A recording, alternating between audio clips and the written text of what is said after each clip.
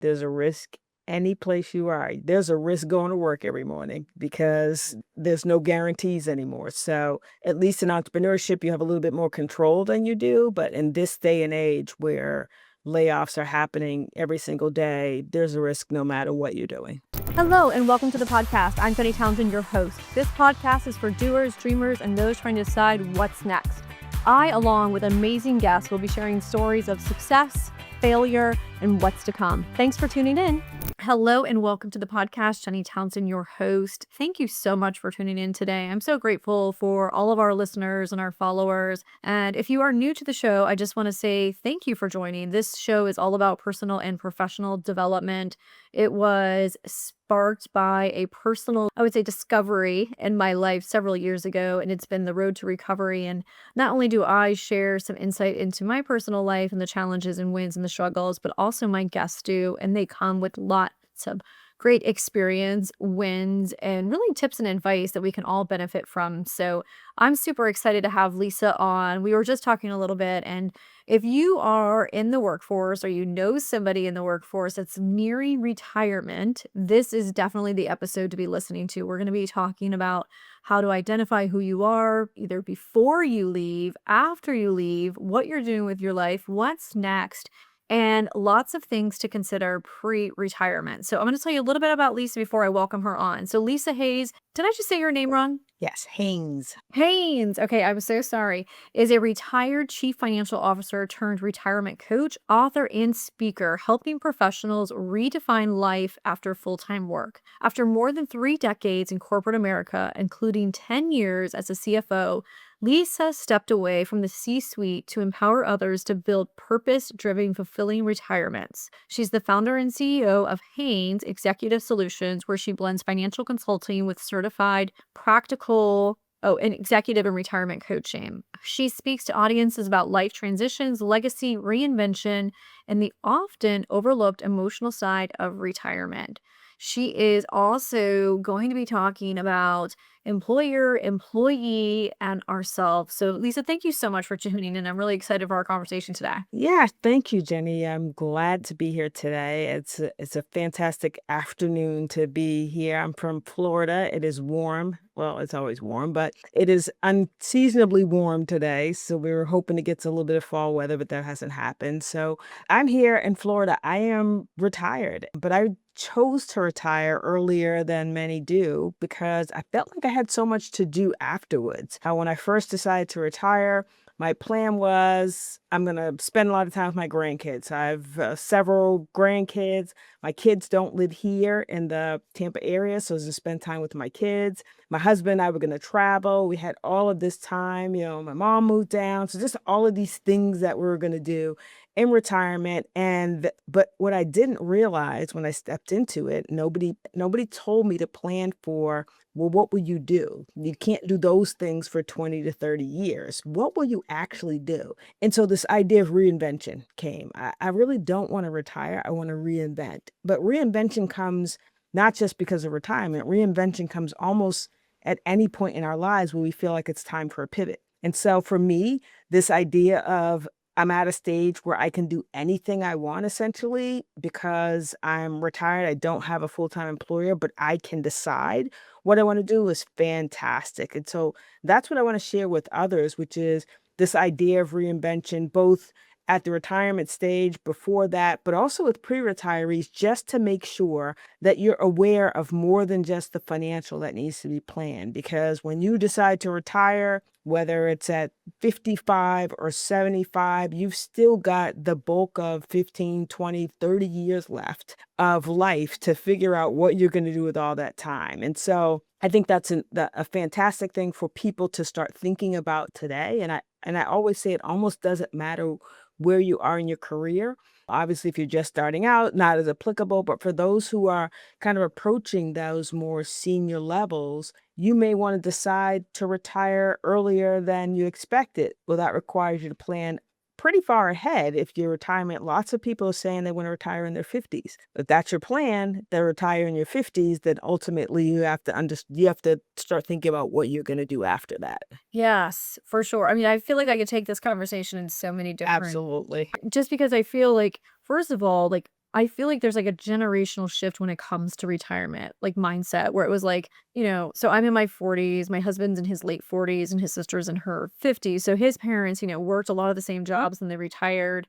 And then, yeah, they had plans to go do this. They had a retirement fund, they had draws, they had all this stuff laid out for them. And then I feel like my husband was kind of on that track, but now we're like entrepreneurs. So it's like we don't ever see ourselves really fully retiring. We see ourselves just developing cash flow positive businesses that continue funding us through retirement. And I feel like there's a movement of, not really having to go to college and have these long-term, careers where you're at a place for 30 years, where you can kind of dive into your passion and do what you want to do Mhm. versus like what your parents want you to do for like 20 to 30 years, and then you get to do what you want to do. So anyways, I feel like there's so many different avenues that we can take this. Is there one thing that I just said or something that sparks your interest and like really would interest you in talking about first? Yeah, let's start with what you said was key. We're not going into our parents' retirement or grandparents' retirement. It is very different for the generations that are about to retire now, from baby boomers on. And so you've got this slew of baby boomers. I think I read 14.8 million baby boomers are expected to retire in the next 5 years. That's going to be a different retirement. People don't want to just collect their retirement fund and draw down.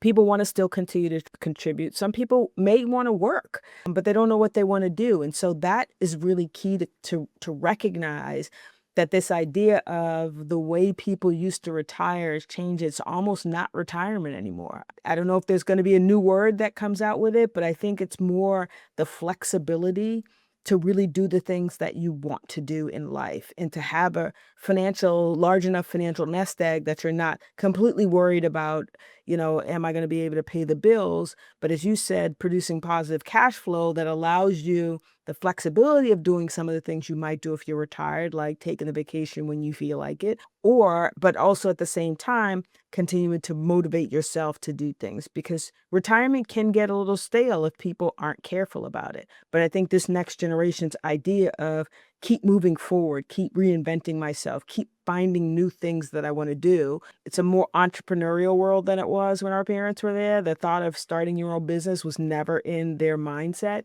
And I think that the younger the generations are, the more entrepreneurial they are. 100%. I completely agree with that. And I feel like with retirement, when I think of, people that are in maybe their 70s and 80s right now that retired traditionally, where they worked forever and then they retired, a lot of them saved their money and waited to retirement to actually go and live. And they weren't maybe taught, or they didn't think it was possible to live while they were working, because Yeah. they felt like they needed to have this nest egg to actually care for them once they retired. And that mindset, like I struggle with, like really, really hard, because it's like, I want to work so that I can live fully, right? I want to work to pay for the fun. I don't want to just like work all these years and not do anything, because what I've noticed too is like a lot of people don't travel and don't live life fully, and then they get to the age where they retire and then they're sick and they don't have Right. the physical health, the mental health, the emotional health to go and live life. So on to that point, since you were a CFO and you are in this world, how can you encourage us to still save for the retirement, plan for the retirement, but live life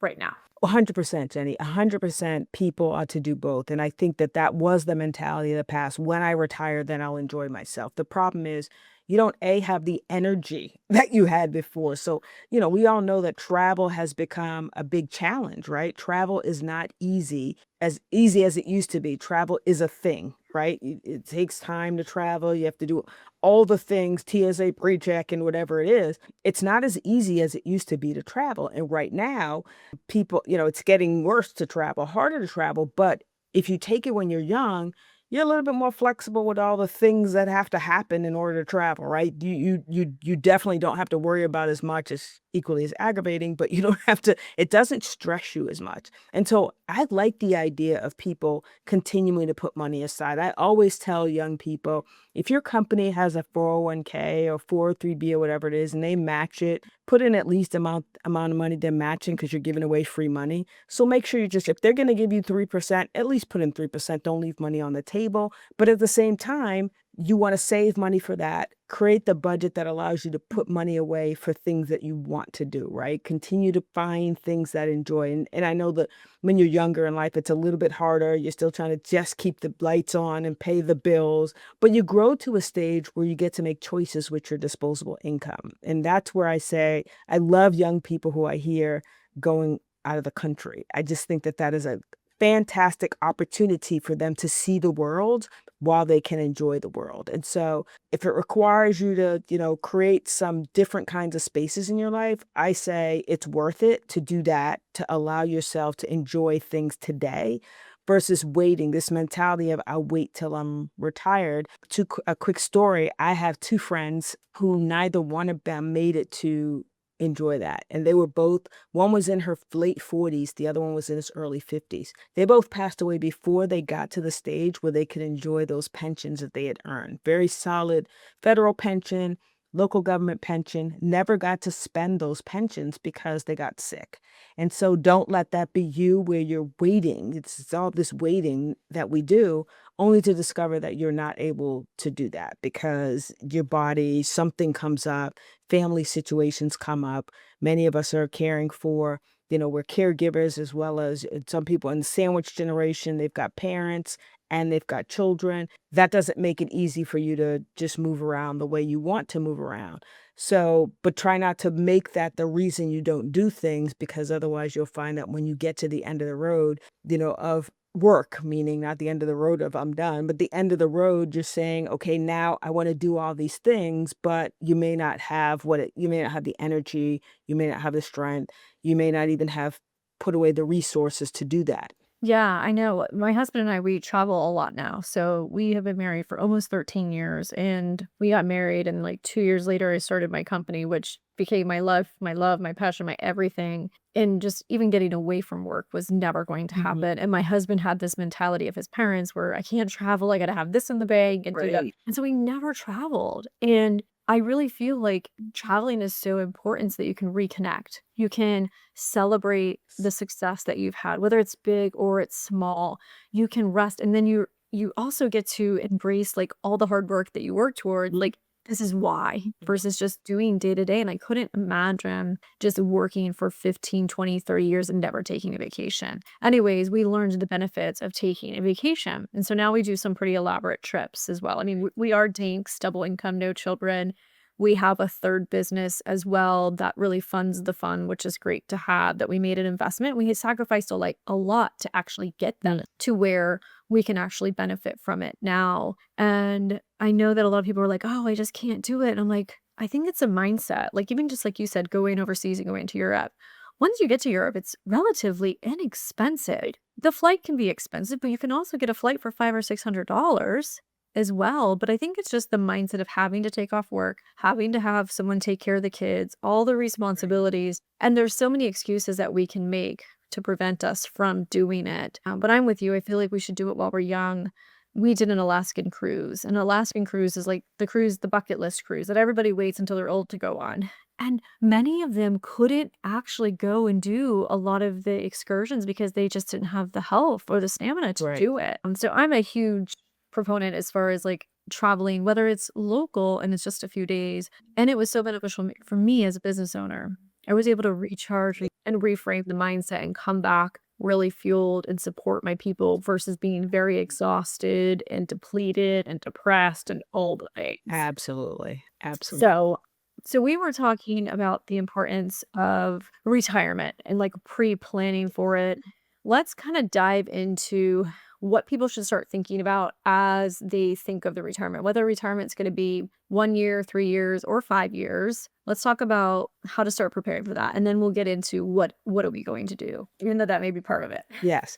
So one of the things I tell people is that you have to think about retirement as your next phase in life. And so every time we have a big phase in life, it's planned. If you buy a house, you plan that. When you decide to have a child, you plan that. Retirement's a thing we walk into, we plan financially for, but we don't plan the retirement piece. And so one of the things I talk to people about is this idea of 6 Saturdays and a Sunday.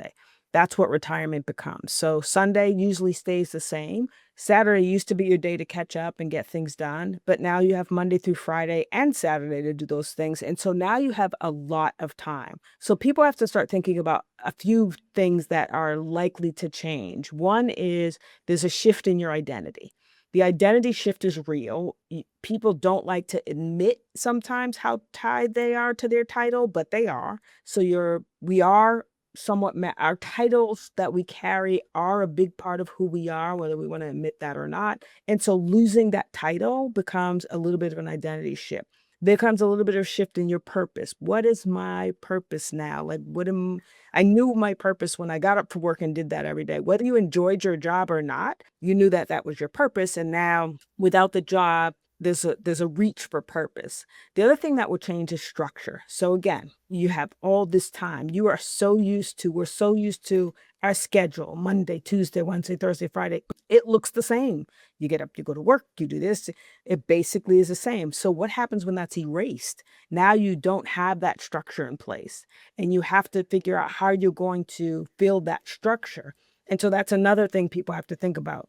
And the other thing I would say is around social. Your social connections are going to change. And people are like, oh no, I'm going to stay in touch with everybody. And it's a nice thought that you're going to stay in touch with people. But especially if you leave the job and retire, they're still working, they're still in it. And so their time is not the same as your time. And so you have to think about what you're going to do about your social network. And so those are just three or four areas people have to start to think about before they retire. What am I going to do with my time? Where am I going to make my connections so I can stay social? I can stay connected to people, because retirement is one of those seasons that really does increase the amount of depression that happens.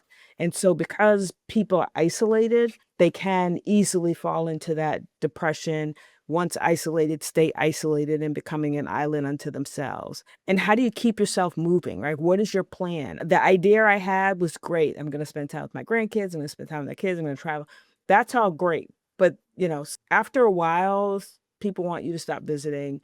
And I want to stop just showing up. That's all I'm going to do. If you're a golfer, it's really difficult to play golf 6 days a week, 7 days a week, and that's all you do. So there have to be components to us. We have to just rediscover what it is we love to do. And I think if people started that plan, rediscover what I love to do, what am I passionate about, what are the things that really bring me joy. If we start thinking about that before we retire, it'll be a lot easier to roll into retirement, because we're not only thinking about the from what, which is where we're coming from, but we start to transition to the to what. Where are we going in retirement? What's this next season look like for us? And for some people, it is not retirement at all. It is simply shifting gears and going in another direction. Yes, you retired from that job that you're in, that you have been in for 15, 20, 30 years. You retired from that position, but you're only shifting gears to go in another direction. And so that, I think, if people got a handle on that a little bit earlier before just diving into what I like to call the big gap,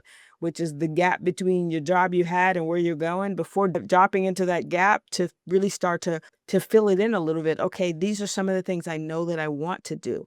And so for you, where so I started my own company, there are people who've always wanted to start a company, for example, and they're like, oh, I don't have time, I can't do that. Now's a good time to explore. And you say, well, it could fail. Is that the worst thing that could happen? Is the question. Is that the worst thing that could happen? And so just trying to get people to think ahead of time before they get to that place, the same way that they're planning for their financial retirement. I want to encourage you to get my book, The Stroke It Guide, available on Amazon and my website. The book is what you need to know from the boardroom to the bedroom. It talks about how to stroke yourself, your spouse, your partner, your friends, your family, most importantly, your employer, employees, and of course, there's a chapter just for the bedroom. Go to Amazon today and get my book, The Stroke It Guide. I love everything you're saying. I have so many questions for you. Okay. And then I have one comment as well. And this is just like something funny. And, you have all these people that retire, right? And going back to your time where their schedule, where it's like they used to do it all on Saturdays and catch up, and Sundays they do their thing. And now they have 5 other days, Monday through Friday, to go to the grocery store. But they still go from like 3 p.m. to 7 p.m. And then on Saturdays, when all the working people are going, I'm like, you have all day Yes. like all day. Like, Yes. go when we're not there. Please get off the road, get out of the aisle, move your cart, walk a little faster. Okay. Oh my goodness. So if you're retired and you're listening to this, please go to the grocery store 9 a.m. and 2 p.m. And then go home and stay there. Seriously, seriously. I was thinking about that. So, okay, so what I want to do is I want to dive into like discovering the passion, rediscovering, Yeah. and then like kind of like the title and stuff like that. I just picked up tennis. I was turning 40 and I was like, I need a hobby other than work. And tennis has been phenomenal. I mean, it's outdoors, you're getting exercise, you're getting sun. It's a wonderful community. It has the social aspect of it as well, which is super important. I love it. But before we kind of go into that, at what age do we start developing this plan? I mean, let's just say kids in their 20s are getting into the workforce. Is it too early for them to think about, hey, 30 to 40 or 50, 30 years, I want to retire? Do you think creating that plan would be beneficial? And do you think it would help them with being more financially secure and saying, if I want to retire, then I need to not blow money on the fancy car, have a car payment like this? Does it change the mindset? Yeah, so when you say that, that brings to mind when young people go in, their HR person is really trying to encourage them to put into their 401k. So we almost and that's starting from there. You said we'll talk about employers. Employers are really good at trying to encourage people to contribute to the 401k, to put money aside for retirement. So it starts early on the financial side. And then we want to talk with people about your career. Where do you want to be in 5 years? What do you want to do? What's your career progression? So we talk about that. But we don't talk about when do you think you want to retire? Why is that important? Because there are people who want to retire earlier. I mean, there are people retiring in their 40s now. And if you desire to retire in your 40s, you have to start in your 20s. You have to start early and you have to figure out what's your plan. So, yes, if people started planning early, they would have a better idea of when they can retire based on the financial aspect of it. What does that mean? Where do I need to get to? And then they have a plan for what they're going to do in this quote unquote retirement. At 39, you're probably not retiring. You're just shifting gears to something else. You think about people who are in the military, they do a career of 20, 30 years. And by the time some of them get out of the military and they're in their early 40s or in their late 40s, and they just simply pivot to do something else. Yes, they've retired from the military, but they pivot into something else. Maybe it's another job. Maybe it's just, lots of them go out and do consulting. And so that's a thought for young people. If you're in your 20s and 30s, when do you think you want to stop working? Or better question for this generation is, when do you want to stop working for someone else?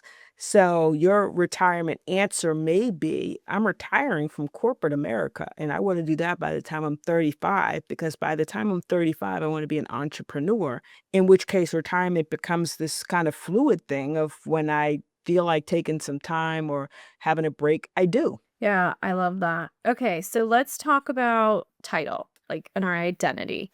And I feel like I know we're talking mainly about retirement. And before we started recording, I shared with you when my marriage fell apart, I had to be pulled out of my company. And I had to start thinking about, who am I? What do I want to do? Like, what am I other than just my company, my music school? And I really didn't know who I was. And I had to go through this self-discovery phase. And it was like I wasn't the face of the company anymore. And I had all these things happening. So I definitely let's focus on the retirement thing. But I do think if you are listening, this may be happening to you at any point in time where you're trying to figure out who you are, what you're passionate about, and what is your identity other than work. Right.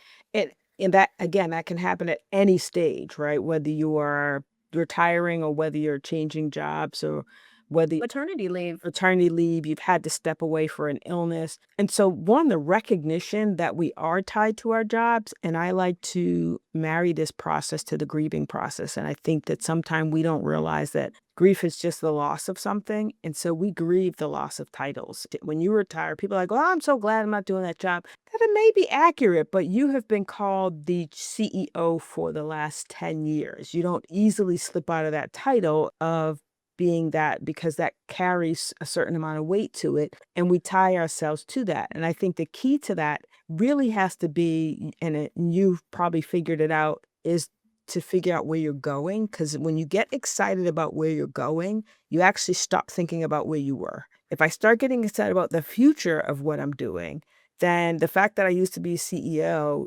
is less exciting. So for me, the fact that I used to be a CFO, that's not, yeah, I think it's great. I got to that place in my career. I'm excited about that. But that doesn't excite me. It excites me to get on and talk with people about retirement. It excites me to be able to talk to people about reinvention. What does that look like? What happens when you get to that place where you're just super restless? You don't know why you're restless, but you just know there's something else out there for you. What do you do when you get to that space of restlessness? So for me, that even though it doesn't have the big title associated with it, everybody knows you're in the C-suite, it does fill me from a purpose perspective. And so because I have passion about it and I found my purpose, the title is less important to me than am I doing something that makes a difference? Yeah. So when you talk about reinventing, finding the next thing, let's kind of dive into reinventing ourselves and maybe the questions we can ask ourselves or the places we can go to look for answers or explore different things. Can we talk about that reinvention stage? Yeah, absolutely. So one of the challenges of reinvention is that we live in a box, right? And it's whatever box we've built, but we live in a box. When we're kids, we dream. We dream big when we're kids. We're going to be the president and we're going to be a firefighter and we're going to do it both and we're going to do it at the same time. So kids don't have the fear of I can't do that.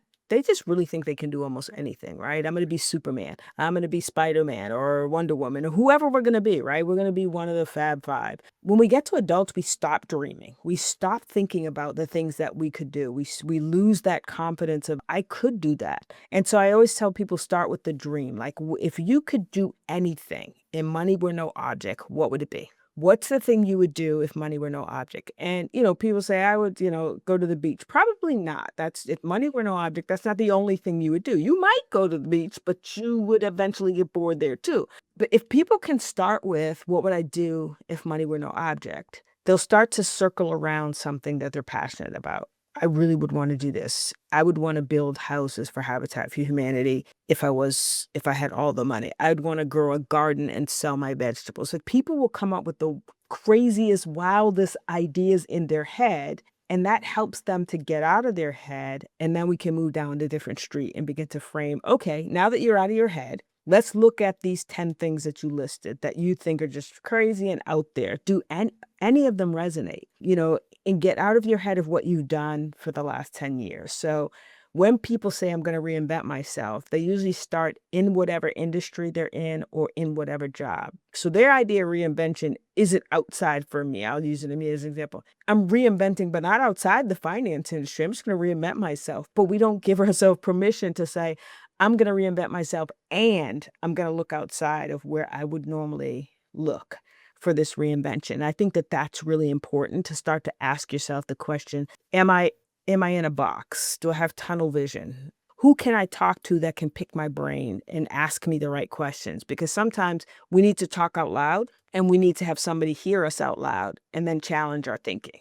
And so it's one of the reasons why I still have an executive coach, because even though I'm not in the executive role, I still have somebody who I bounce ideas off of who says, well, that is not something you probably should be doing. You should really think about that again, because she'll challenge my thinking about things. And I think that sometimes we get in our head, we get stuck. We don't have anybody to challenge our thinking. And so it's really important when you're going to reinvent that you're able to get out of that box that you have yourself in. So I love that analogy too. And I love to dream big. Like I'm such a dreamer. And I'm so grateful for my parents because my parents, honestly, they brought us up to believe in ourselves and have confidence and have the courage to do anything that we ever wanted to do. Excellent. Like literally, I could be the president of the United States if I wanted. I truly believe that even today. Excellent. I mean, it's just the confidence and the belief. And I was a C student. I was, not that I was actually diagnosed with ADHD, but like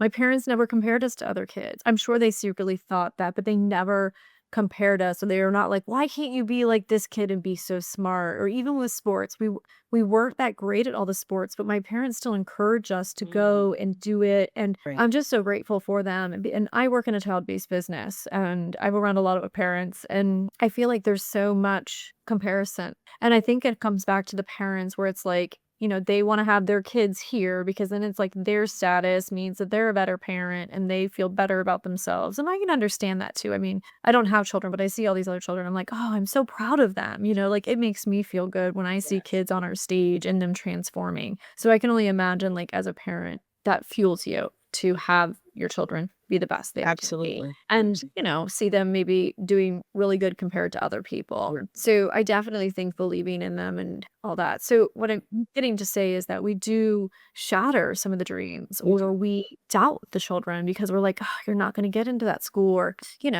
art's never going to make you a living for, you're never going to make making photography or nope. So we don't allow them to follow their dreams and pursue them and remember that it's really about their mental and physical health Mhm. versus their financial health, even though we want them to be financially stable. So, if we have parents listening right now, how do we inspire the dreamers? How do we get the children to continue dreaming? Or how do the parents just break out of those boxes? So I think one thing that's important for kids and their dreaming is to help them to put substance behind the dream. So you're not discouraging them that they can't do this, but let's talk through with your kids. So what would it take to get there? So they want to do XYZ. Well, let's talk about what it would take to get there. You want to be a millionaire. Let's talk about what it would take for you to get to be a millionaire. So you're in a way talking them through how to get to the dream so that they're just not out there dreaming about all kinds of things. We want them to dream things, but we don't want them to be so dreamy that they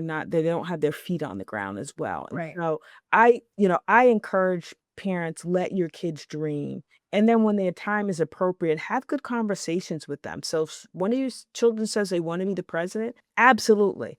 And then have a conversation with them about what does it take to get the president and talk through the process. Because sometimes when you talk them through the process, it helps them say, well, I'm not sure I actually want to do that, but I do want to do this, right? And so, even teaching kids that your dream can have some substance to it, but the substance you put behind it is kind of up to you, as opposed to just coming up with 10 dreams of things you're going to do and you just keep dreaming. And then as they get to a certain age, we allow kids at a certain age to just say anything and dream whatever they want. But as your kids start approaching middle school and high school, you really want them to understand. So for example, the young person, young man, young woman who wants to get to the NFL, WNBA, whatever, great, but help them to understand what does it take to get there. Help them to understand how many athletes in what number actually make it to the WNBA, the NBA, the NFL, whatever, the soccer league. So talk them through it and then talk about the requirements that it has. Have them study an individual. What did it take for them to get to the top of their game? Because it will help them see, do I want to make that sacrifice? So if I want to be in this XYZ, it's going to require these sacrifices out of me. And am I really willing to make those sacrifices? The answer may be yes, the answer may be no. But it helps them to take their dream and put some meat behind it to say, maybe it's not just a dream. Maybe it really is there's some reality, and I can keep encouraging them down that road with some other kind of information, but let them dream. Yeah, and what you're saying basically gives them ownership of it, Yes, where it's not gonna just happen. They've gotta make a plan, work the plan to achieve it as exactly. well. So I love that. Okay, so when it comes to the box and the fear and like reinvention and like looking outside, I'm sure it becomes very uncomfortable as well. Like you're probably gonna put yourself in spaces that maybe you weren't in before, especially if you want to do like a minor reinvention or a minor Right. change or actually I work with this woman and she was an eye doctor for like so many years and her husband got sick and so she had to quit her job and she was able to go back to work and she was like, I don't think I want to go back and do that. I think I'm going to start an art school. So she Mhm. went and started art school and she's loving it as well. She had no idea how to run a business, no idea how to do it.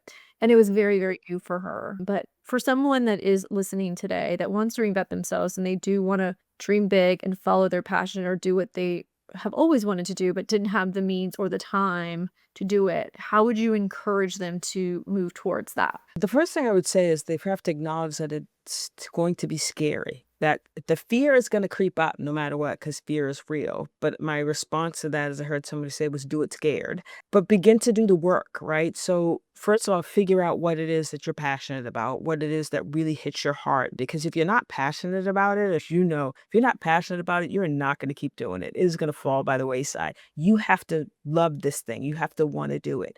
And then just start with small steps. Like, what does it take to get where do you want to go with this? And then what does it take to get there? So part of the dream is, what does success look like to me? And so if you have us decide you're going to start a small business, well, what does success look like to you? Are you trying to build $1 million business? Or do you want to just build a small business that you're selling your craft or whatever, and it's covering its own costs and maybe providing, like you said, some travel money? So it's really about figuring out what you're trying to get to with this, and then take the small steps to say, okay, let's start with what does it take to get there? And I have to tell you, these AI options, ChatGPT, they really can help you frame your thinking. Yeah, 100%. You have an idea, you throw it to me, you throw it to ChatGPT. You say, I'm thinking about doing XYZ, and I don't even know where to start. Not only will it tell you where to start, it will give you the entire formula. It may not be correct, it may not be what you want specifically, but it's going to give you an idea of what it takes. If you say, I want to build a business, it's going to help, it's going to frame for you what it will take to build that business. It can even tell you what your competition is in that business. It can tell you who your customer base is. I used ChatGPT, which I renamed to Evie, so I don't have to keep saying that. So I renamed mine to Evie, and I had Evie help me build what my ideal customer was. And so just continuing to hammer through it and ask questions and refine helped me to figure out who is the ideal customer that I'm going after. And so that's really important, because you want to make sure that you're honing in and not just trying to cover the entire, you don't want to try to be canvas everything. Whatever it is you're trying to do, know who your customer is, whether it's volunteer or whatever. What is it that you're trying to do? If you try to do too much, you'll feel it. It will stress you out. That's how you know it's too much, because you start getting stressed all over again. And I've had that experience. It was like, oh my gosh. And then I realized you're doing too much. That's the story of my life. So, okay, so I do want to jump over into the isolation part of it as Yes. well, because I think that's super important. When we think about isolation, I think of even moms and dads, but moms that have been stay-home moms for a very long time. They've got the empty nest coming Mhm. soon, right? And then I think of retirees who now don't have the office they're going to. They're not in the coffee room. They're not in board meetings. They're not going to all the functions as well. And then I also think when you've lost a loved one, you've lost a spouse that you've had for so many years, I feel like all of those people can at times, in their own ways, feel completely isolated. So I would really love for you to kind of shed some light on this isolation aspect. Yeah, and I think it's very different for those different populations. So the person who's grieving the loss of a spouse, as an example, they have to work through the emotions of grief and loss while they're dealing with the isolation. So somebody who's retired is grieving the loss of the job, so to speak, but the depth of that loss versus a person is going to take you down different directions. Yeah. I'm a big fan of, some type of grief counseling, whether it's individual or group, for people dealing with the loss, because part of that is social. So when you go to grief counseling or you choose a grief group, you then are forcing yourself almost to be in that social environment to keep yourself from being disconnected. And there are lots of different groups out there. There's groups for widow women. There's lots of different things out there that you could look into. So for that group, the isolation can be very, very difficult. I have a couple friends who are widowed, and the difficulty is dealing with people who are you're still married friends. When you've lost your spouse, can be difficult for them. But sometimes finding the group who's going through what you're going through can be extremely helpful. For others, it really isn't that different. You don't have that same dynamic, but it's really about being intentional in your socialization. For those people like me who are introverts, who love their own company, we could stay home and do our own thing forever. And you have to push yourself to outside of the isolation, because once you start to stay home, it's easier to stay home. And so while you don't need a huge group of people, having your tribe, those group of people that you're comfortable with, is really important, and not isolating yourself, using the media that's out there, whether it's texting or phone calls or whatever, to stay connected to people. But I think one of the difficulties for people as they age is, you get to the place where you're aging, you've had all these friends, you're now maybe living in different areas, people aren't getting around as much as they used to.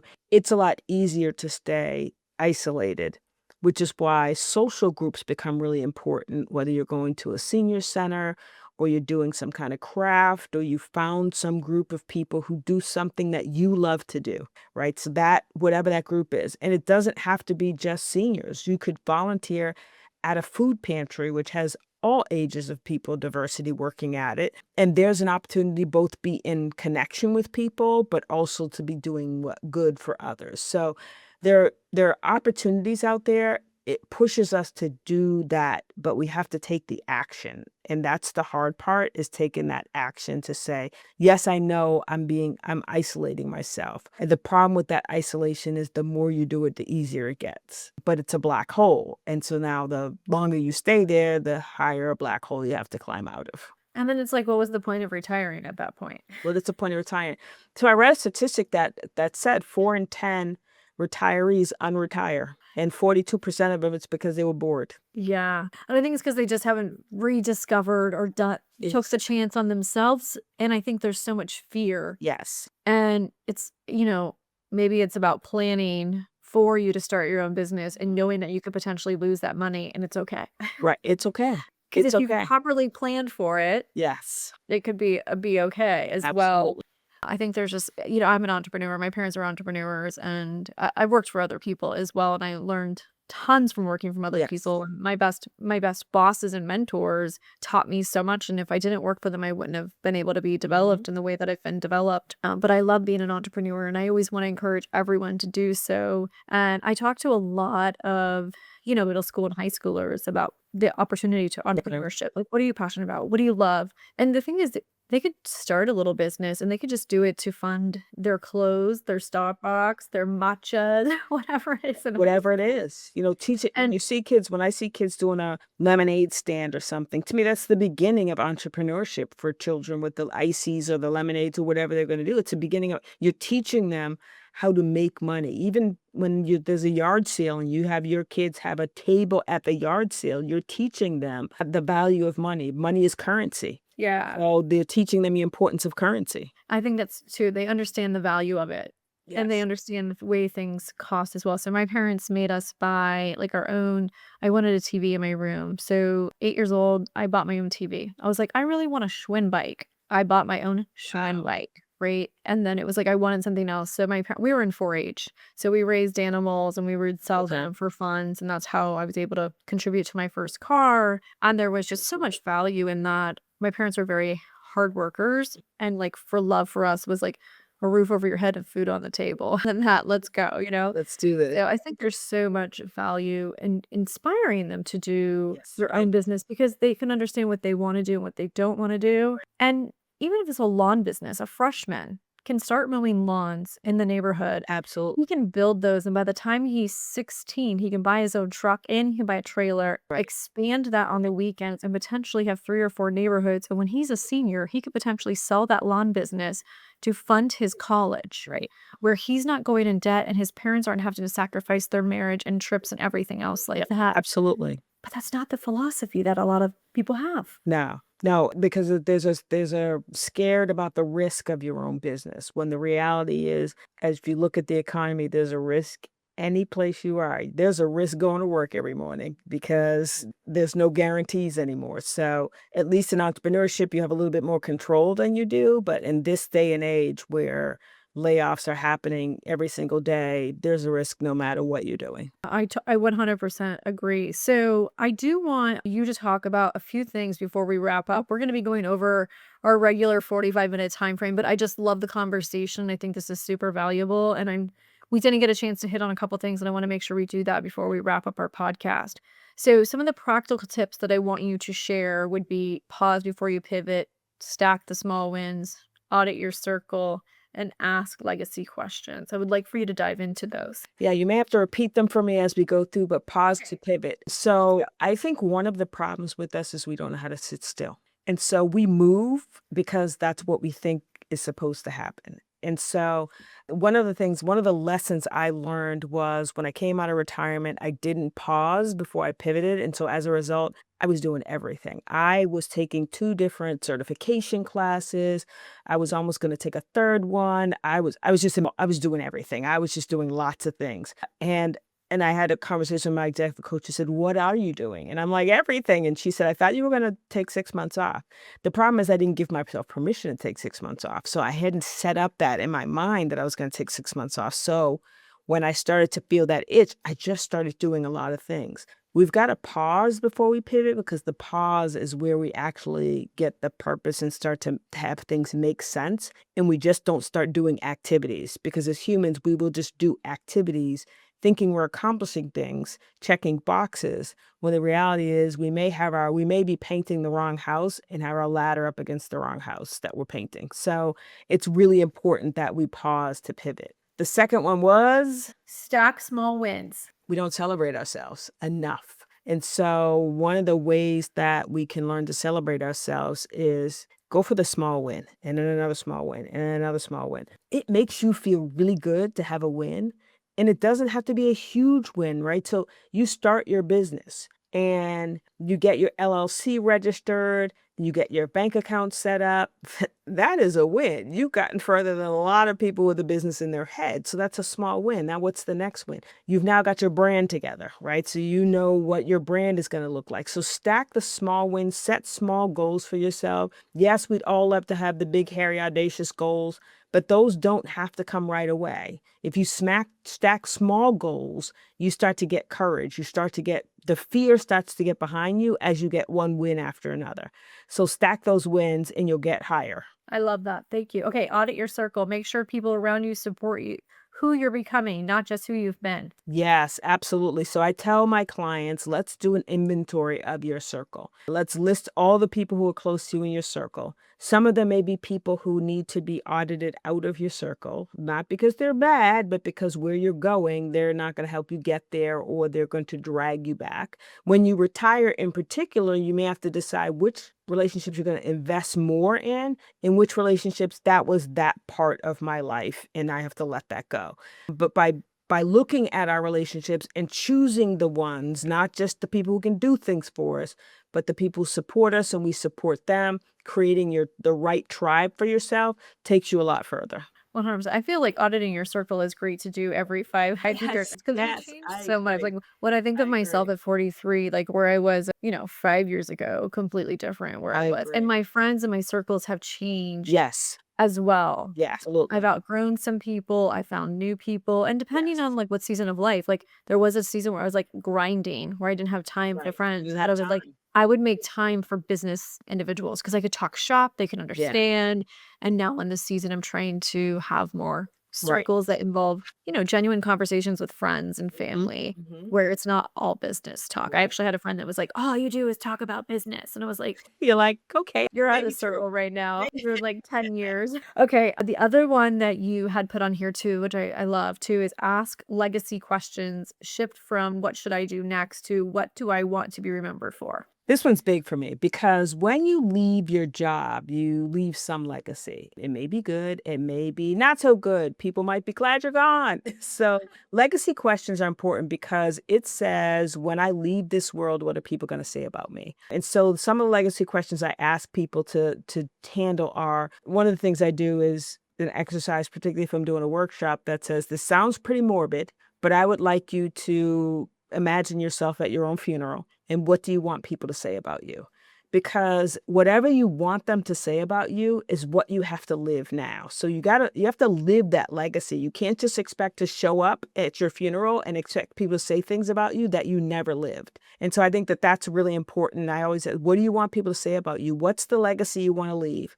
And who are the people you want that legacy to impact? I love that. That's so great. I love that so much. Awesome. So, okay, before we wrap up our podcast, and you have dropped so much great wisdom. Thank And I just love this last like 5 minutes. Like I'm gonna see if my team would just make a 5 minute video just on these questions that we Okay. just because I think they're so impactful and they're huge. I mean, I think they apply to everyone, not just the people that are nearing retirement as Mhm. well. So Mhm. if you had one piece of advice out of everything we talked about today, you can repeat something you said, or if you had something new, what would be one thing that you would encourage our listeners to do? The one thing I would encourage listeners to do is really to not to be afraid to dream, right? Spend time thinking about what you want to do, what you want to be when you grow up, I say, what you want to do and what brings you joy. We don't stop to think about those things. Like life is just moving and then we don't stop to think about it.